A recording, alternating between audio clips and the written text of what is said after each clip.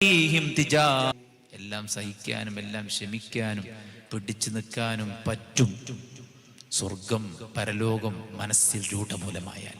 റിജാലുൻ ലാ തുൽഹീഹിം തിജാറത്തുൻ വലാ ബൈഉൻ അൻ ദിക്രില്ലാഹി വഇഖാമിസ് സ്വലാത്തി വഇതാഇസ് സകാത്ത് യഖാഫൂന യൗമൻ തതഖല്ലബു ഫീഹിൽ ഖുലൂബു വൽ അബ്സാർ.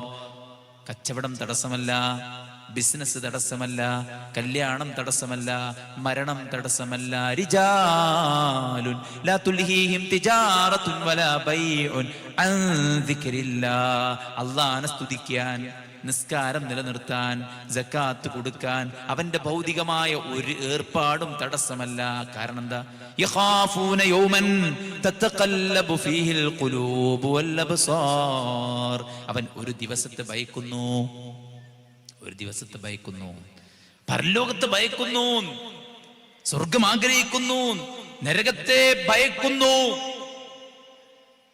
അതുകൊണ്ട് സുഹൃത്തുക്കളെ, ആ ഒരു പരലോകത്ത് ജയിക്കലാണ് നമ്മുടെ ജീവിതത്തിന്റെ ലക്ഷ്യം. അലി ഇബ്നു അബീ ത്വാലിബ് റളിയല്ലാഹു അൻഹു പറയണേ, തഹലത്തി ദുനിയ മുദ്ബിറ. ഇനി കഴിഞ്ഞ് ഇങ്ങനെ പോവാണ്, ആഖിറത്ത് മുന്നിക്ക് ഇങ്ങനെ വരികയാണ്, ഖബർ ഇങ്ങനെ അടുത്തേക്ക് വരികയാണ്. വലികുല്ലി വാഹിദത്തിൻ മിൻഹാ ബനൂന ഫകൂനൂ മിൻ അബ്നാഇൽ ആഖിറ വലാ തകൂനൂ മിൻ അബ്നാഇദ് ദുനിയ.